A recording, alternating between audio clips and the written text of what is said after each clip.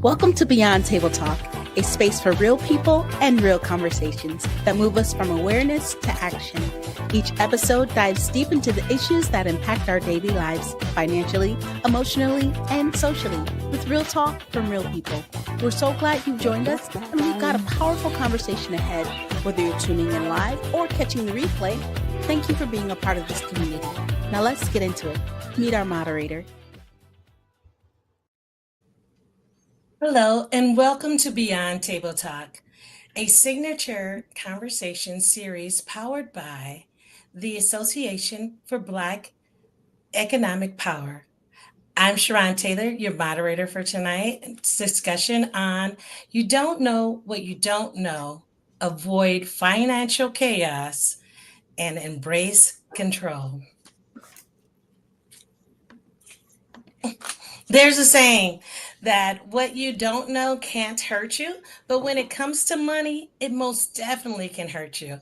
It can be terrible in many circumstances. So many people aren't exposed to real financial conversations.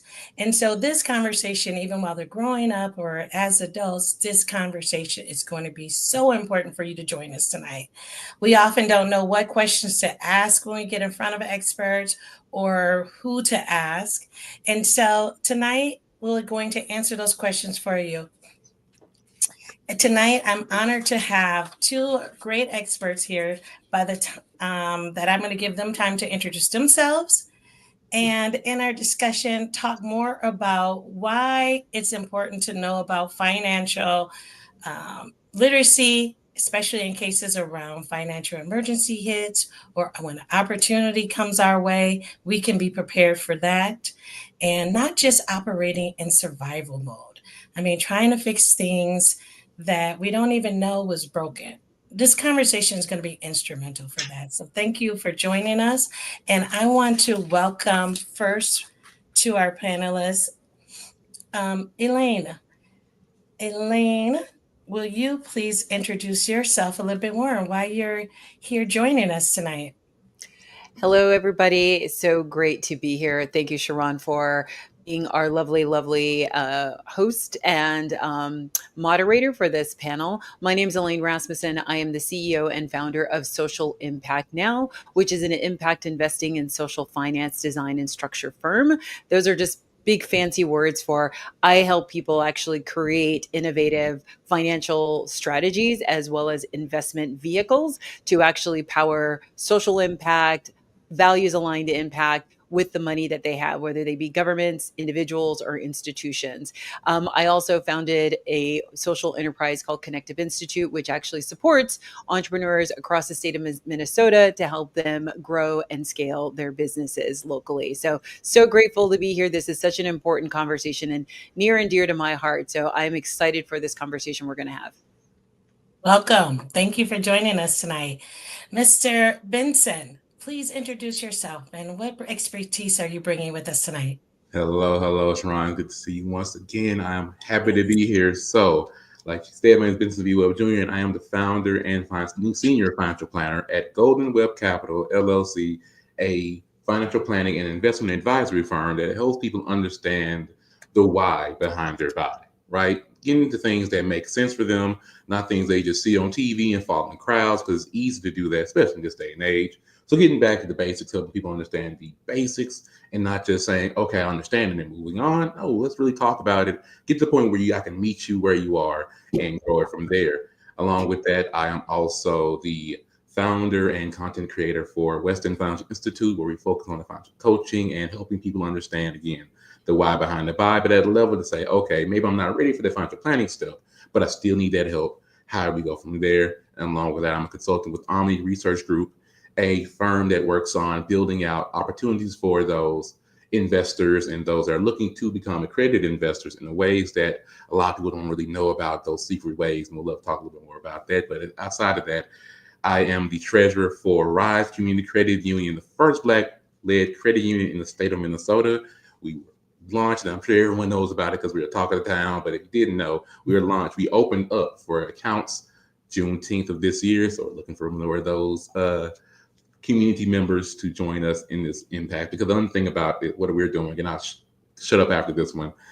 We will never have equality in the system until we have equity in the system. So until we know what's going on, have our own seat that we filled up with our own means to bring to that table, they'll always keep giving us scraps from that table, letting us think we've got somewhere. Welcome, Benson. And yet, welcome. Bringing all that expertise for both of our panelists. And you're right, Arise has been the talk of the town. I have seen them everywhere. So thanks for being here tonight, both of you. Let's jump right into conversations around, like we're going to cover some areas around budgeting and investing. Let's jump right into some conversations or questions around budgeting. Elaine, let's begin with the basics. So when we're discussing budgeting, why is budgeting such a powerful tool? And especially for people who were never taught about managing money, like when you're growing up, it's a foreign concept for a lot of people, how to manage it. So why is that powerful? Budgeting is so immensely powerful because it actually, if you're budgeting, it's not just about writing down the numbers. The real part of budgeting is tracking over time what's happening. So you may have seen the commercials of some of these platforms that say, hey, did you know you had 4 Netflix subscriptions? Hey, did you know that this year you spent $100 a month on gas, and actually last year you spent $75 on gas? As you understand what is happening with your money and the seasonality of your money, because there is seasonality of money, you can start to understand and plan better for anything, whether it's a vacation, whether it's life planning of like, hey, I actually have a disease that is hereditary in my family. I probably need to start putting money away now in case that disease appears and I've got to care for myself, right? These are the types of things, but the budgeting is really what people I don't feel talk enough about is budgeting is really more longitudinal. It's being able to see over time what is impacting your budget. Has your water bill gone up over the last 3 months? Why is that? Now you've got to now you know you need to make a phone call and be like, hey, wait a minute. My water bill has gone up like 30% over the last 6 months, but I know I'm using less water because my kid has moved out and is going to college. So what's going on, right? And I find so much money gets found by just knowing what's going on and being like, hey, you overcharged me for a thing. But if you're not budgeting and understanding what's happening to money, you're throwing thousands of dollars away that could be used for a vacation, that could be used for those braces that you need, that could be put towards college planning, or could be put towards your life insurance purchase, right? But if we're not even understanding like what's happening and what is going on over time, it really makes it difficult for us to move our position and move our financial mobility to a place where we want to be. Oh yeah, that completely makes sense. I mean, you make it sound so easy. I thought when I grew up, budgeting was like a bad word. If you just knew, you were able to manage that. But that completely makes sense to me that to forecast what is coming up ahead, because if you're watching that routine, and I have seen those apps that help along to find out where are you spending. So that's critical. Benson, I'm going to ask you about some common myths around budgeting. Like, what are some of the things that you hear, and can people overcome that fear, or not the case of like shame about tracking? Because, like I said, I kind of grew up with budgeting being a bad word. You must be broke if you need to budget. Exactly. That's the biggest myth that I heard of all, that you have to be bad with money if you need to budget, right? Like if it's like a crutch, like you can't walk where you got to have a crutch. That's not how that works. There's plenty of high income earners, businesses, the government even needs to budget, and we know what that looks like when they don't do it. So it's not as if you need to budget once the life gets bad or you're in that crisis where you're struggling to try to figure things out. I'd rather not see people do that, because they know what they talk about. Oh, you got to struggle to get to where you want to get to. Sometimes you don't have to. Sometimes you have ways to make it easy for yourself. So there's nothing wrong with budgeting. Just getting an idea, because budgeting isn't necessarily I'm on punishment because I can't spend well, or I overspend, or I make these mistakes, I'm putting myself in detention or on punishment. That's not what this is. If you think of it that way, it's going to feel that way, and you're not going to want to do it. And you're going to allow whatever to happen in your account Like Alon said, that if you're not paying attention to, Elaine, excuse me, you're not paying attention to what's going on, you don't know what's going on. And you can't sit there and have a goal in mind and you're not aware of how to reach that goal. And the money's just going to keep getting spent. Like I said, no one's going to stop you and say, hey, you're overspending on something that you don't need. No company's going to tell you that. They're going to keep taking the money that you give them because they expect you to have more stewardship over your money. And that's where it starts. Until you really sit down and say, okay, what is going on? You're just letting life happen. Yeah. Yeah. I mean, both touched on that. I mean, Elaine's point is so profound because they always talk about you can find money once you start to figure out like, oh, I'm spending so much on these new Fire Stick app shows and that kind of stuff, or versus, and you can collect some of that back. How does budgeting relate back to goal setting?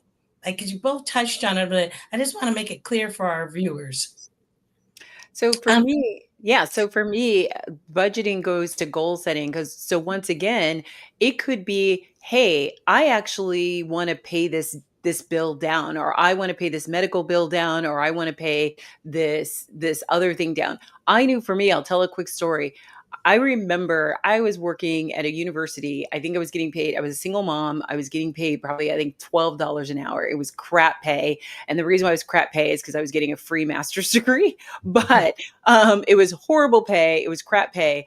And I just remember I grew up poor. I grew up in a 2-bedroom apartment. I shared a bedroom with my brother my whole entire life. I'd been homeless. We'd been evicted several times throughout my childhood. So I knew what all of that felt like. So here I am, I'm working at this college and I'm reading this Susie Orman book. And I'm just like, I don't understand. Like my head is like exploding, right? From all these new concepts that she's talking about. And I said, you know what? I don't understand what any of this is, but here's what I am going to do. Because there was one thing, and I think I still have the book, and it was red underlined. I said, I'm going to start saving $5 a week. That's all I'm going to do. I'm going to start saving $5 a week. And when I feel, because I even thought like, I don't have $5 a week. Like that was the narrative in my head. I don't even have, I said, I'm going to just believe I have $5 a week to put away. Opened up an account. I put that $5. It was an automatic deposit. It went, right? Then I was like, you know what? I'm not missing that $5. So I'm going to up it to $10 a week. And I just kept doing that and kept doing it. And about 6 or 7 or 8 months went by. And I don't even remember what it was, but my son needed something. It was some like, I don't know if it was a sports thing. I don't know if it was like his shoes had bowled over. I don't know what it was. But I remember he came to me and he needed something. And I remember for the first time in my life, my whole life, I was like, I don't have to check my bank account. I know I've got it because it was already, I had been saving all this time.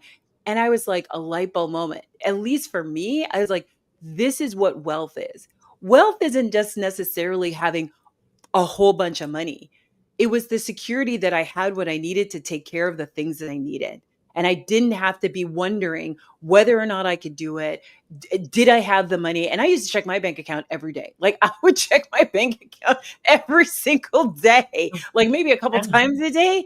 And so the fact that for the first time, I knew I didn't have to check my account because I knew I had the money was such a powerful feeling. And I'm like, I want more of that feeling. And that was literally the floodgates. And I was in my 30s when that happened. Mm-hmm, mm-hmm. Oh, I love that. That's part of our title about embracing that control.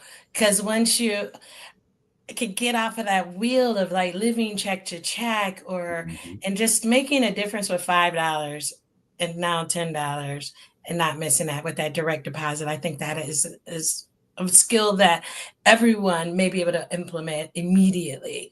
Vincent, it looks like you want to add something to that. You know, you gave me a lot to add to it, so I'm going to take one little strings you gave me. But to kind of follow up what you said, Sharon, I do understand that there is that feeling you get because a lot of times feel like we're drowning, and we do it for so long, and just us as a people, if you're going through so much so long, we're proud of our resilience, being able to say, okay, I can bounce back from everything, or anything, but we forget how it feels not to worry like that. We forget, maybe we never felt it, but I know when things go wrong for so long, you get used to it, and you're stuck in that state of this just is what it is. I have to get through the day. I can't just think about things. So you try to block out certain things that might remind you that, oh, I got this bill I got to pay. I'm behind on this type of bill, and it defeats you.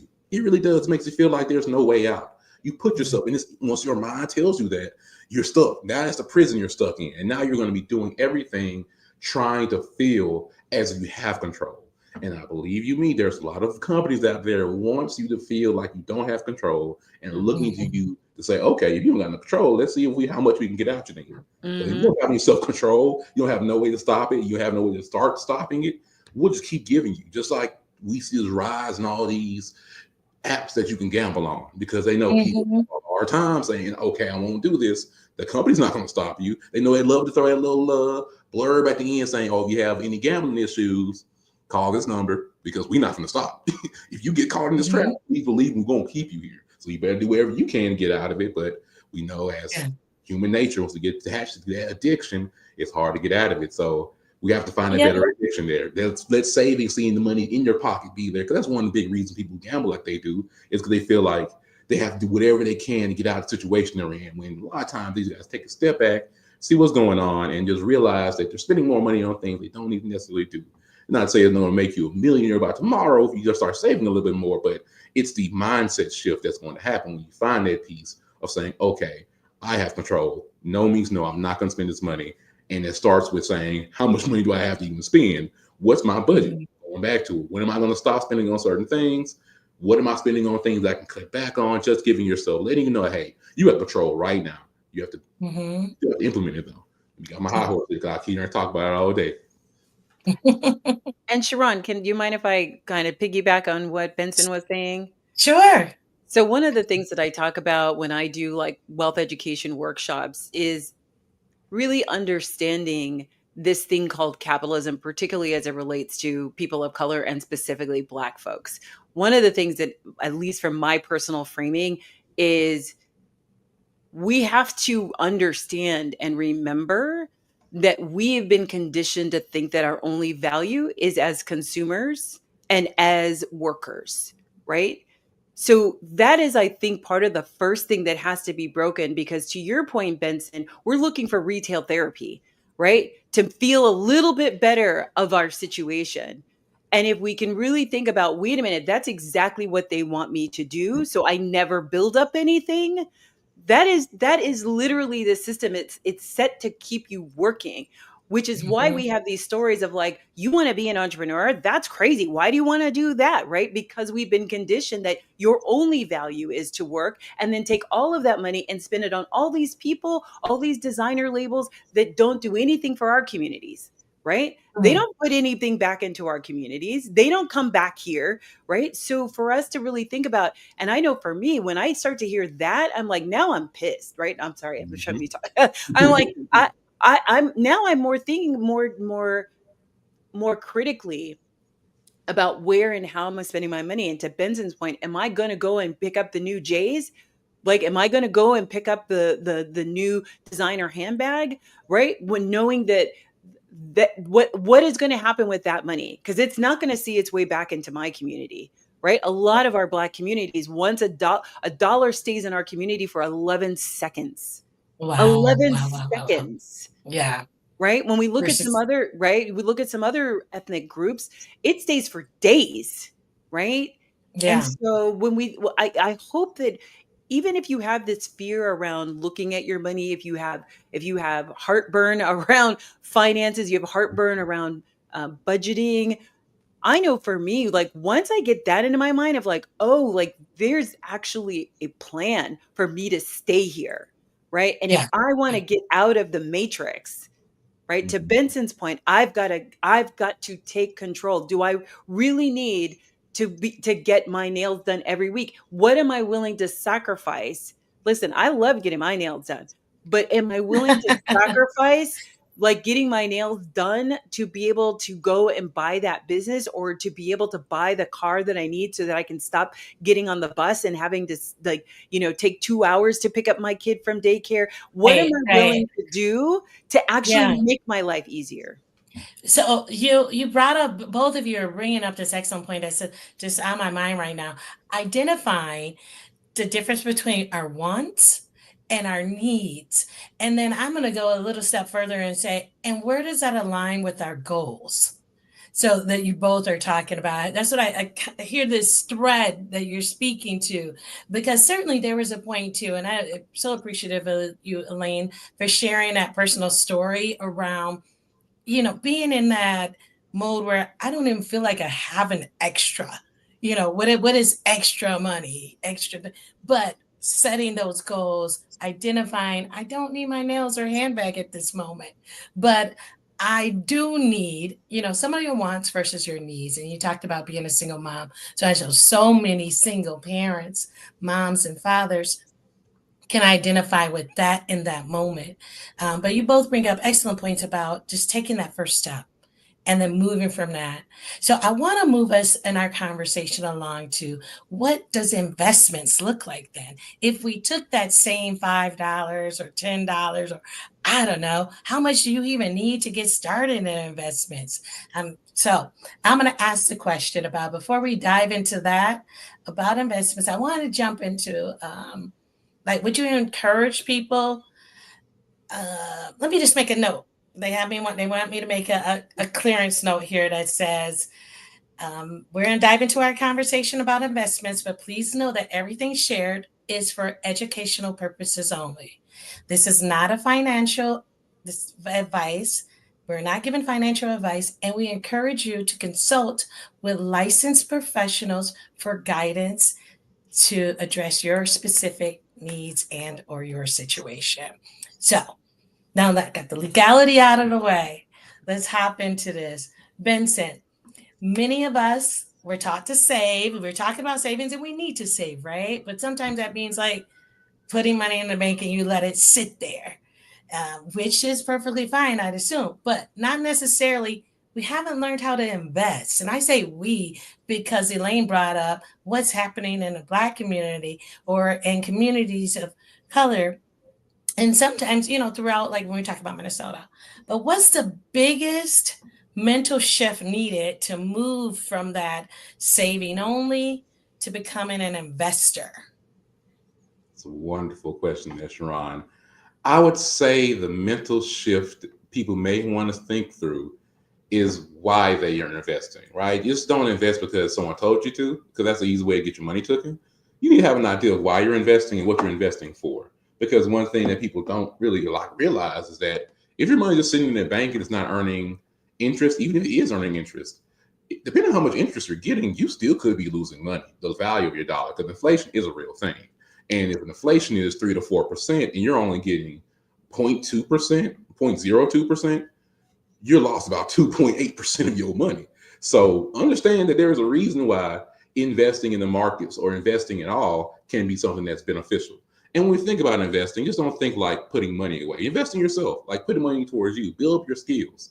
And I think that's another thing that you want to shift in. Like everything I'm doing should invest in me. I might be giving my money to these businesses to grow it or invest in the stock market or whatever market you're investing in. But main investment should be into yourself and building out what you want to do. Going back to that plan, going back to budgeting, because it all has to have some idea. You just can't let your money sit there. You have to put your money to work. And if you ever had an employee or work with somebody, people just gonna sit there and not work if they don't got to, right? If I don't have to work, you're gonna tell me I have to work. I'm gonna sit back and relax. So you have to give your job. You have to give a job to your dollars. When you got your dollars from your job, time to put the dollars back to work. And then another thing I want to do is make sure you understand what you're saving. Again, what risk you're involving yourself in. So depending on how much risk you're dealing with, you're putting yourself in a position where you might be putting more money away that could be lost depending on what you invest in, or you could be putting money into something that might provide a little bit more interest, maybe just enough to get over that inflation numbers where you're still gaining something, but always going back to the idea that you have to have a plan. Don't have a plan, anyone can tell you anything. I love that you just said that in your why, identifying why are you doing this? And sometimes, people be like, I just want to be rich. But in that, you said you could actually be taking higher risk. Mm-hmm. So identifying and doing the research and talking to a consultant and financial professionals about that. And I love the fact that you said sometimes that could just be you. I mean, in this day and age, sometimes that could just be investing in you. Mm-hmm. That's a very powerful statement. Absolutely. Because I just feel like if you put it to numbers, if you were to, like, say, put $100 in the market, Let's say you were able to make 20%. Just somehow, some way you threw it down in the market, you made 20%. You made $20 for the year. Don't know a lot of things you could spend $20 on for a year and be okay. But if you put the same $100 into some education or certification or some training, you can triple, double, whatever X in your money from just building up your skill set. So again, thinking through what you're putting your money towards. Not to say don't invest $100 in the market. Hey, putting that towards yourself, investing that to the market has a step in the right direction. But again, thinking through how much value can I get out of these dollars? If you don't have any skills you're working on, yeah, you might be sitting there waiting for that $100 to turn into 200, but you could turn 100 to 200 real quick if you have the right skill sets. Yeah, yeah. Okay, so we'll get into some of that. I'm gonna jump to, okay, well, you were speaking about investments. Are you talking about short term, long term? And is there something that we need to know more about? Because you touched on the market Mm-hmm. as a possible, like, where do we hop into if you're talking about investments? Where would you direct people Again, who've never invested before? I'm always going to tell you to invest in what makes sense to you. Just don't invest in anything you hear on the internet, because there's a lot of people on the internet telling you a lot of nice things. And it sounds so wonderful. And you make it sound like, oh, yeah, I'm going to double my money in the next 30 days because somehow, some way they know how to do that. They got some investment in real estate or investing in some crypto or whatever the case may be. And you have no clue what they're talking about. If I could tell you one thing and have you still give me the money, regardless of what it is, I'm going to make you do that. If I'm just trying to get the money out you, I'll tell you whatever you want to hear to do that. And there's a lot of things you can tell somebody. So understand what you're getting your money to getting into, because it's easy to. So think like eggs. If you think about eggs and you're like a baker, and like think it through that way, like kind of use logic, because we all can be logical with things, right? And that has to be a part of it, because if you take a look at the price of eggs and you say, okay, the price today was $2 and went up to $2.25. Why is that? Is there some way I can profit off that? Because if there's somebody's getting more money off of this, why do I have to be going back to just being the consumer, getting a part of that supply chain, finding where money's being spent, what companies are involved with that, and it's just a good quick Google search, ChatGPT, talking to a licensed professional, they can give you an idea. It's really not rocket science. It's just really taking the time out to understand what's going on. Because if you don't understand, you'll find yourself losing a lot more money than making something. Not to say, probability, you might hit it big. You might be able to knock it out the park, hit a jackpot, and find that one investment that went into a 10x, 100x. But it sounds good. The possibility is there, but it's the probability there. That's the where it really gets into. Is it probable that's going to happen? Anything's possible, but is it probable? That's the real thing you have to ask yourself. Wonderful. Yeah, because it all does sound great, especially if you're scrolling at 1 a.m. It sounds like you could do that. Especially when the bill just got hit. I just got my little pink slip saying, hey, you need to go ahead and do something, or blue slip saying, hey, you're looking for any way to get out your situation. And if a lot of people put a lot of money into marketing to people, and you have to understand there's $1 billion industry, multi-billion-dollar industry in advertising, marketing. What do you think that's money going towards? Just for flashy colors and fancy signs? No, it's to understand how to get you to buy something you don't really need. If I could that a want is a need just from how much marketing dollars I put into it, I'm going to do that every day, all day. And it doesn't matter if you really don't need it and you're not in a position to need it. I need your money out your pocket. So just think about where we are in this world. I will just tell you, I'm going to say, I was going to pop to you. Yeah, my career, I went and my marketing communications professional, did that 25 years for Fortune 500 companies.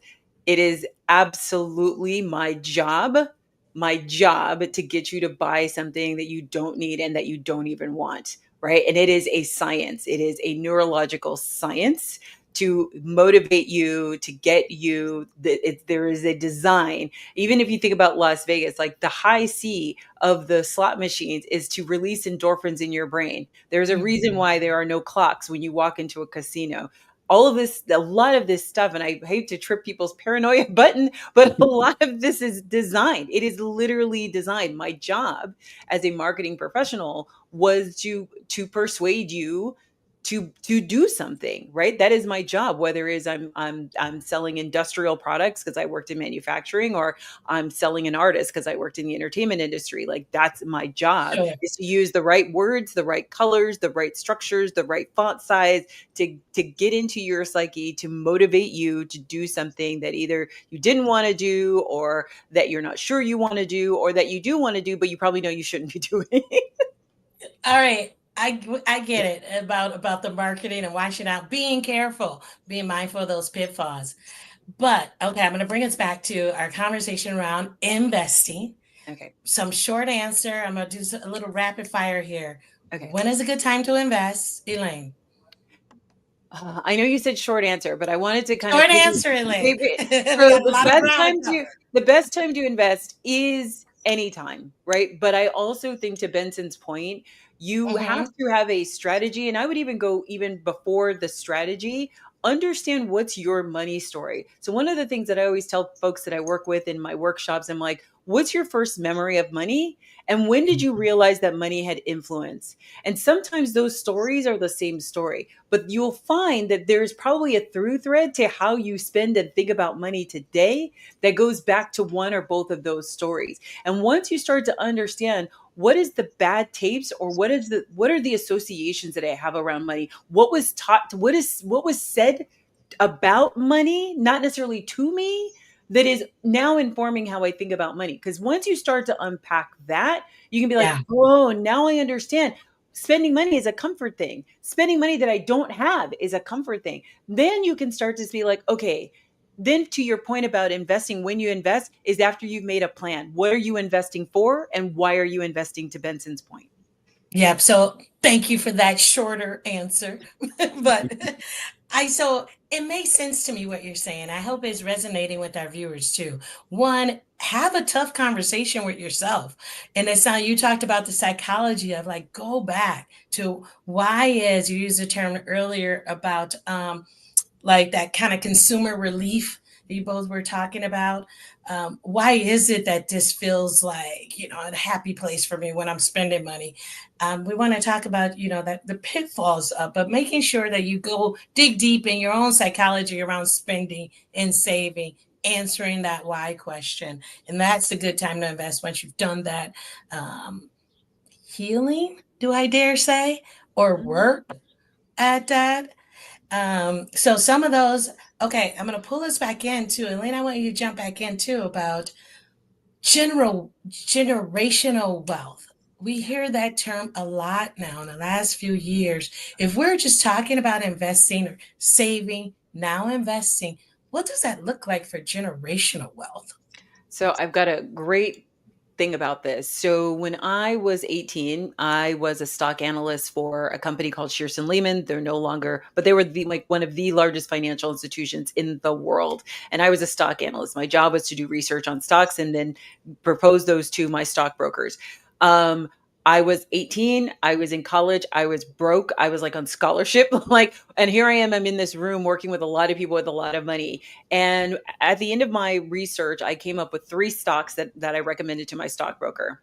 One of them, I only remember 2 of them. One of them was Home Depot, and one of them was Costco. And this was in 1988.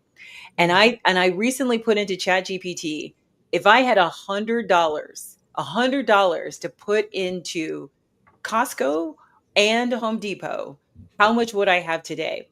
What ChatGPT said is, if I put money into $100 in Costco in 1988, I'd have $20,000.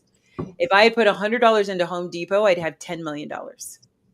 Because the stock had split so many times over the course of this time since 1988. If I had just parked my $100, didn't put any more money in, I would have $10 million a day. And that made me cry, because I was too broke to have $100. But my point is, I think sometimes we think, especially with social media, where like, and Benson, you talked about this, right? Like what we see on social media of like the get rich quick, like none of this happens that way. Kobe didn't become Kobe like overnight, right? Shaq didn't become Shaq overnight. None of this comes overnight. So if we think about going back to my analogy of like, I've got $5, and now there's so many tools that allow you to do that, right? There's Acorn.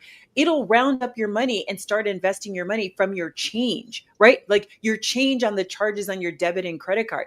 That is something that was not even possible because I would have done that in 1988, right? But the fact that it's made so easy, there's so many great platforms that will help you do this with whatever the dollar, $2, $5, $10. And then what happens is it compounds over time. But you do Sure. have to be playing the long game. If you're trying to play short money, that this is not it. Intergenerational wealth is about long money, not only for you, but for generations to come. And so it takes you being disciplined, going back to the discipline, right? Of like Mhm. needs and wants. And am I going to save for a want, or am I going to spend everything that I have, right? And not make any sacrifices because I want to feel good right now. Wonderful. Okay. So a lot of that is in there. I'm going to bounce it to Benson to bring one of the points that you were talking about diversification and what that looks like as a part of this generational wealth, or just being like, to your point of whatever your why may be. What would the point about what is diversification, and what might that look like, as Aline just kind of laid out a whole bunch of knowledge on that one? Absolutely, absolutely. So diversification can be summed up in a phrase: do not put all your eggs in one basket, because if that basket falls, there goes your eggs. You can see how expensive eggs are today. But I would say when it comes down to diversification, there's a certain myth that's out there. So again, social media, as great as it is, it has those pitfalls that people go on there, and it's easy to pretend like I know what I'm talking about because I can just chat GPT every question you might ask me on the spot. So it seems like I'm a genius. To the point now, AI can go in as if someone has a question or a comment, they can go in and just have a chat GPT say, oh, this is the reason why. This is like a genius. So the reason I say that is there's a big push about concentrating in certain securities, right? Concentrating in technology stock, concentrating in just everything, just one thing, right? One stock, one single stock. That's dangerous because you putting all your eggs in one basket. Just take a step back to think about going to investing, right? So think back in 2002, if you had put like $1,000 into like BlackBerry or the company that owns BlackBerry, I forgot the name, STMM or something similar to that. You put $1,000 in 2007, about 5 years later, you made about what, $50,000 off of that? So 50x. But guess what happened in 2007? Apple dropped the iPhone. And how many people are texting on BlackBerries now or texting on iPhones? Think about that. So yes, you put all your money into BlackBerry at the time, or the company that owned BlackBerry, yeah, you probably would have made a mint if you knew to get out. But a lot of times we overcompensate or overestimate our abilities in this space, because if you saw that 1,000 or 50,000, you would think you were the best stock pick ever. Say Elaine is just, you might not be at Elaine level, but hey, you getting close if you do something like that. But you see what happens. Diversifying. Did not diversify. Home Depot, Costco, all the brands, but diversify. And see, some may pop and some may run flat, or whatever the case is. Mm-hmm. We have a question from a viewer. I want to make sure that I get that in here while we're talking about this. Can we pull up the question from Cheryl? Hello, my name is Cheryl Woods, calling in from Country Club Hills, Illinois.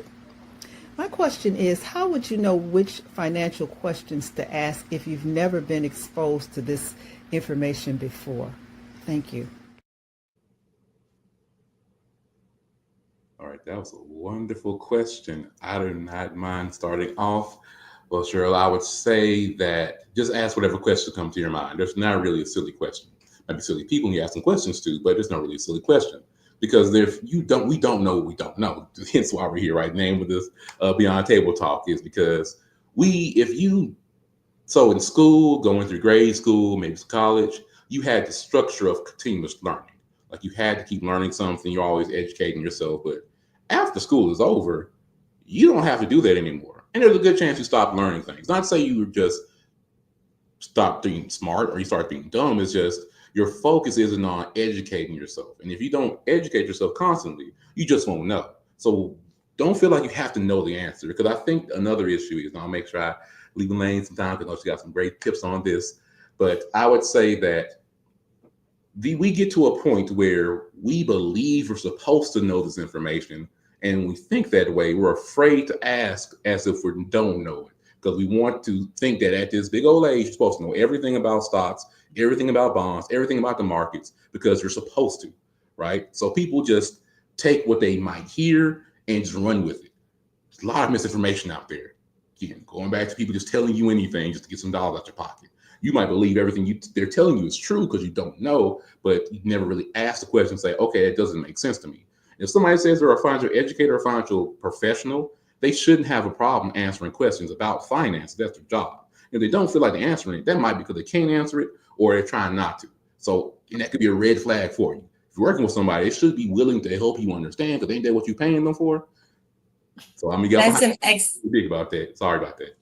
Oh, no. That's an excellent point. And we know Elaine is well versed in this area. So I'm going to pop that same viewer question to you. Elaine, what would you add to that? What I would add to that is think about what is your most immediate issue around money or goal around money, and what is your furthest goal or your biggest goal around money, right? So what is the immediate challenge that you're dealing with? Is it saving? Is it you spend too much? Is it that you don't know how to work a spreadsheet? Is it whatever that most immediate problem is? That's probably where your finance questions should start. But also think about, what is my biggest problem? Like, I want to buy a house, or your biggest goal is, I'm trying to buy a house. Then like those two things are usually related, right? If you can deal with the thing that's the shortest thing, it's going to help create the foundation for the biggest thing, right? And then that is where your journey starts. But what I love right now is, man, there are just so many great resources. There's so many great podcasts. There are so many, and people talking about their own experiences. Like the wealth of information that's out there. Yes, Benson, there are some hacks out there, but you also read the comments, and that'll tell you whether or not this person is full of crap, or if the person has got some game that they're trying to break down for you. But also, does it resonate for you? Because they might be giving you information, but if it's not getting into the hypothalamus, move on. Like, you want to find somebody who you can relate to, because you're going to take the lessons, they're going to be internalized, and you're going to take them so much deeper than just watching a video or listening to a podcast or an audiobook and nothing's getting in. If you don't like the voice, if you don't like the person, if you don't like what they're saying, find somebody else, because there's somebody else who's telling you the same thing, but it's in a way that you can actually hear it. So you're going to have to kiss some frogs to get to the right place, but know that the journey is well worth it to get to the information. And as Benson said, this is not a sprint, it's a marathon. This is a lifelong journey, because as your life shifts and changes, different money questions are going to arise, or challenges that you're going to have to deal with. And so this is not something that it's a one and done. You will constantly have to be asking questions, because your needs are going to change, your goals are going to change, your life is going to change. Maybe you get married, maybe you go through divorce, maybe you adopt a child, maybe you take in a foster child, maybe you decide that you want to travel to live around the world and be a digital nomad. As that changes, well, now you need to re-ask a whole new set of questions around what's happening with your finances and what do you need to do to set that up. I love that you brought that up. Is at different points, I guess, along the journey, and being married or getting a divorce, being young.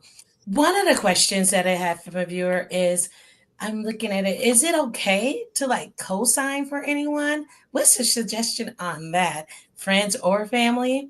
And I also want to add in, this is semi-related, but it's related to the journey. If I am in my golden age and I'm a senior, is that a time to really be looking at investing? So both around journeys, what do you guys think? So I'll start. Okay, start us on, Elaine. I think the second question is a lot easier. So yes, I'm like, yes, right? Every time's a good time to invest. I don't care if you're 65 or if you're 6, like every time's a good time to start investing. That's going to look different for everybody, right? And I think Benson's point about investing in yourself, that's why I was working at that crappy job, is because I was getting a $50,000 master's degree. So like that was the investment I was making myself, and I was being able to turn that into a career of making a lot more money than $12 an hour, right?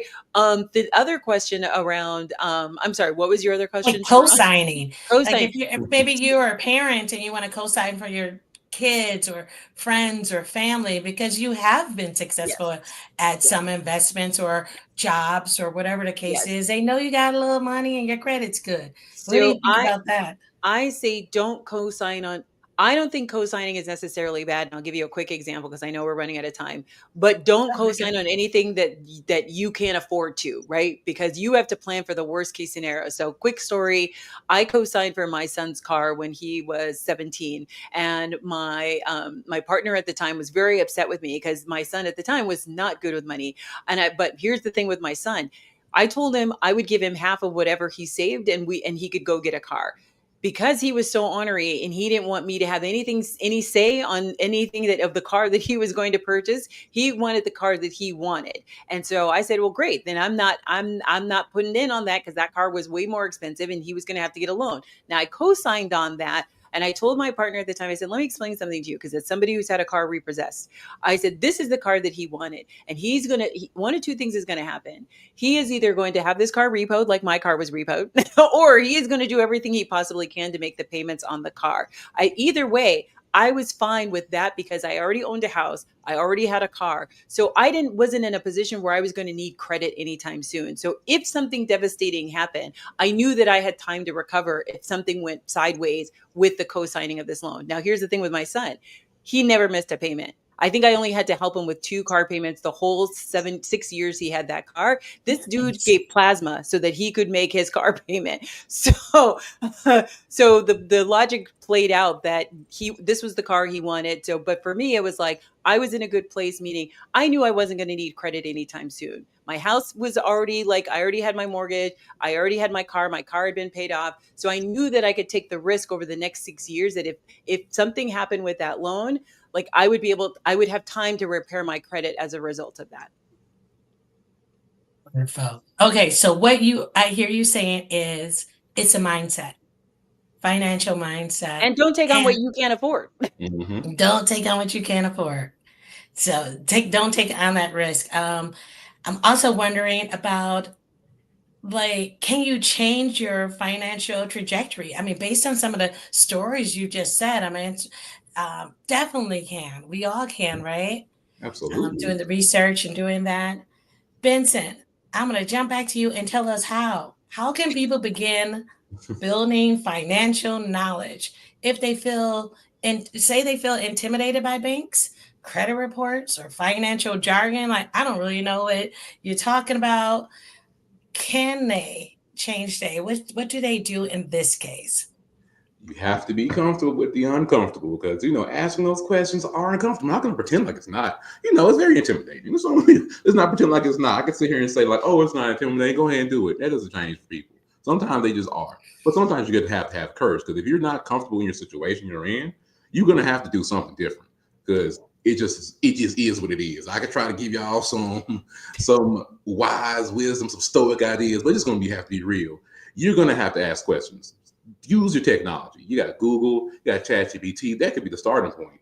There's really, I won't say no excuse, but there really is no excuse at this point. If you're choosing not to learn, ask questions, then you're choosing to be in the situation you're in. If you love what your situation you're in, hey, find that financial peace. You like it? I love it. You like it? I love it. You have that peace in your life. You got where you're trying to be. I am happy for you because I know I'm working on it as well. But you have to take the steps, ask the questions. Because you have people out there that are willing to do it because they feel like they can help you. There's always a two-way street. If I can help you, I can get one way to help sell you a product or something, just to be honest. So people are looking for that opportunity to help you. Just know that you got to take that first step. You have to have courage. Okay. All right. So I want to keep it all the way real with all of yours. Elaine has been very transparent about some of the things she learned along the way. Benson, I'm going to ask you, give me one financial mistake you've made and what did it teach you? Because you're very polished right now. But you polish anything, make it look good. But I would say, what's one financial mistake moving too fast you've made, and what did you learn for our viewers? Moving way too fast. I know back in 2020, I was taking advantage of the whole working from home thing. I'm going to be honest. I was working at the time. I was doing accounting work at another firm that I was working for. I was starting my financial planning side of things, so being a financial advisor of certain companies. I owned real estate at the time, on a duplex that I was half sacking, and I was just trying to do everything on my own because I wanted to keep 100% of a grape when I could have had 25% of a watermelon and been better that way. understand that you have to work with professionals. Let's be honest with yourselves. Like the house thing, owning that home taught me that I have to work with professionals. Because if you're going to keep doing it yourself, you're going to keep making mistakes. Unless you're doing it, if this at your job, hey, you have the power to do it, have education, go for it. But my mistake was trying to keep all the money for myself, trying to do everything on my own. And at the end of the day, ended up with none of it. Right? I don't own the property no more. I had to sell the property because it got to the point where I couldn't afford to have that property. I moved to Tennessee for a second, so I stayed there, had rent there, mortgaged my property up north, and it just got too much to handle because I was afraid to allow myself to say, I need help. I need someone to come in. If I have to pay for it, you pay for what you get. Me being cheap, I got cheap work, and that's what happens. So that's one of my financial mistakes that I encourage people not to make. You can do whatever you want to, just make sure you have people in your corner that can help you or have the capital to pay somebody to help you. And slow down. Got to slow down. You got to. I me working 100 hours a week just so I can didn't even know why. Just because I could. Just because I had the opportunity to. And my mindset was like, oh, I got to get to it. I have to hustle like this. But I forgo my health, forgo relationships, lost a lot of things that were honestly more valuable than the dollars I was making at the time. Because the dollars ain't here no more, but the people are still alive. We would love to keep the relationship, but allow myself to put money above everything else, including myself. Never do that. That's one big financial mistake I made. I'll never do again. That's some great advice. I appreciate that, especially me bringing that on you. Like, just speak to that. Elaine, I know you've already shared a few things. Is there something else that you would say as one mistake? And you don't have to. I can move on.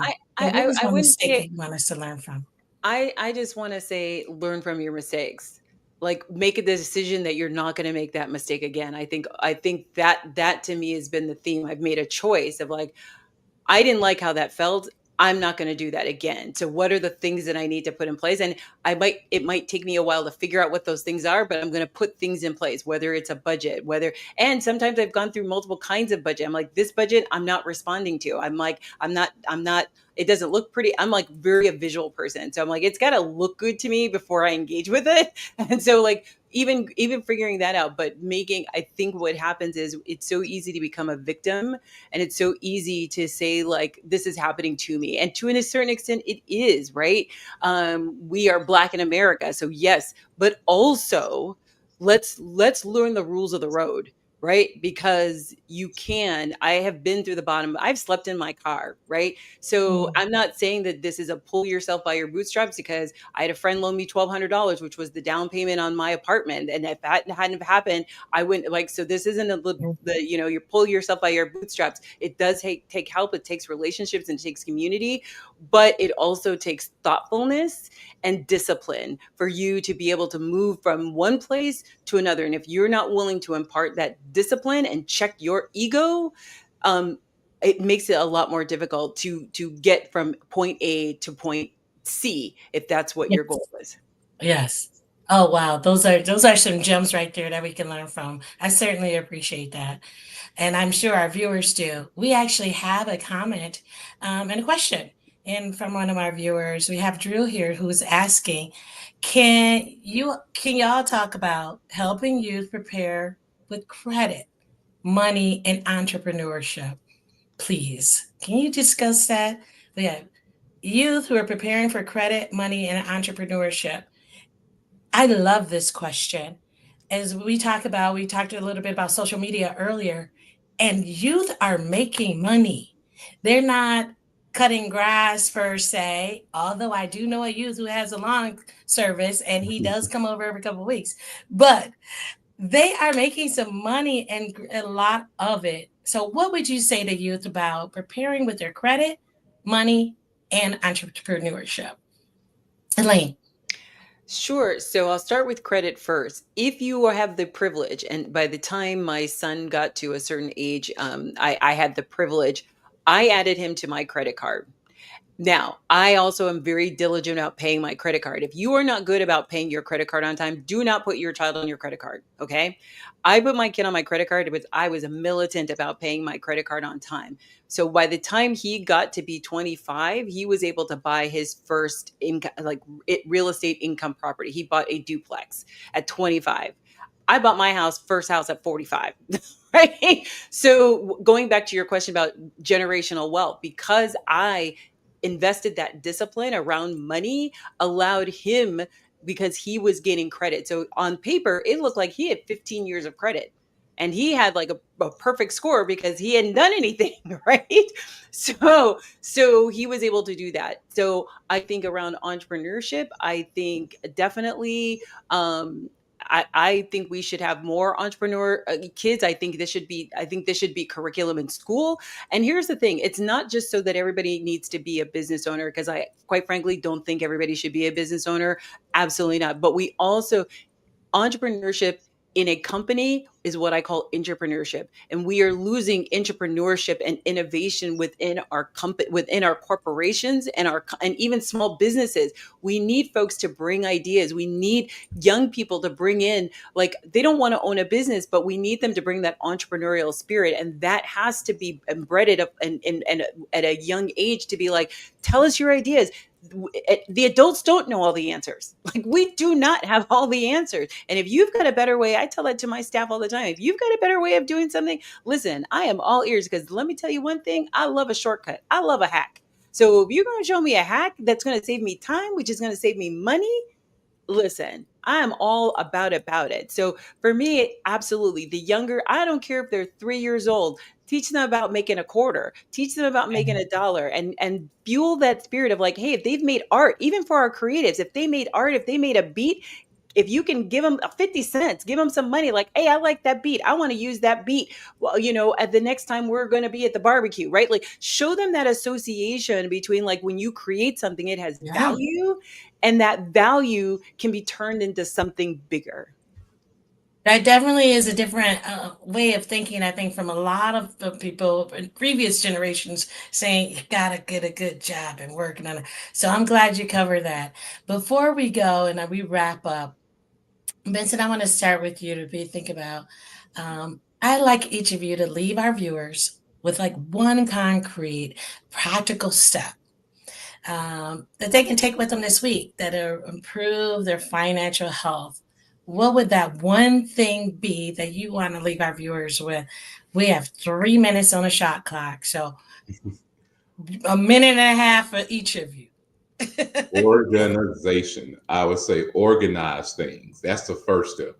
Take a look at your bank accounts. Take a look at what you're spending your money on. It might suck. You might see things that you didn't want to see. You might look at a negative account. It might hurt your feelings. But you have to organize where your money is and where your money is going. You might have assets somewhere. If you have a 401k at your jobs you've been contributed to that you didn't realize, take a look at that. Ask those questions. Organize everything. Take a look at exactly what you got, so you have an idea of what you need to do next. Because you can kind of think through what my next step should be, as long as you have some organization. If you don't, now you have a question you can ask, or just you can Google stuff now. You say, okay, I have X amount of dollars in my account. I'm trying to grow it to XYZ. What do I need to do? You can do that now, and ChatGPT will throw out anything you give to it. But if you're more specific on what your situation is, and maybe you don't want to throw it out there to the whole world to see it, but just organize yourself, organize what's going on, and know where your dollars are. And you have questions, ask professionals. There's nothing wrong with that. I promise you. We love doing free consultations all the time. And then look for organizations that do that. ABAP does this, help people understand things, take advantage of resources. But I would say organization doing a big thing. Shot clock, hopefully I went in. Okay, organization. We talked about earlier too. Know where your money's going. Where is it going out? Where are the bills? What are the bills that you're routinely paying? And organize it. That makes sense. Elaine, one thing you want to make sure, action step you want them to know, please. I'll do it in 30 seconds. Tell your money story, write down your money story, figure that out. I love the taking inventory. That's a thing. And then make a goal of an action step you're going to take in the next 30 days, and then do it again in 30 days, and then do it again in 30 days, and do it again in 30 days. Create the habit. Got to. Wonderful. I see here that Drew has sent us a comment saying thank each of you so much. Great insights and knowledge. Other folks said, please keep it going. We love having the comments and you joining us. I want to say thank you to both of you. I mean, there was so much, and I appreciate your vulnerability around a conversation that has been taboo in many communities for a long time. And so we have broken some of those myths tonight. We've answered some of those questions. Hopefully we persuaded people to move on some of the action steps that you've provided. And I want to say thank you for that. A huge thank you to the people behind the scenes, our tech team, and to, you mentioned ABAP, Association for Black Economic Power. We also have the financial literacy curriculum that people can access and look forward to. We can give information about that. To our viewers, there will be a short survey at the end, and using a QR code, so get those devices ready for that. This is recorded, so you can also go back to it. It'll flash and go away, but you can go back to it. And we would appreciate you answering those short questions on that survey. We do read them, and we do take your voices into account. So we are right at 7 o'clock. I want to thank you so much. We appreciate your feedback, and we will see you all next time at Beyond Table Talk. Have a good evening, everyone. Thank you. Thank you for joining us for another impactful episode of Beyond Table Talk. We appreciate each and every one of you for taking the time to view our discussion and going beyond through implementing and sharing. We are deeply grateful to our guest moderator and distinguished panelists for sharing their time, perspectives, and expertise. Your voice drives this platform forward. Take a moment to view our moderator and guest panelists' bios and information. Feel free to pause the video if you're re-watching the stream.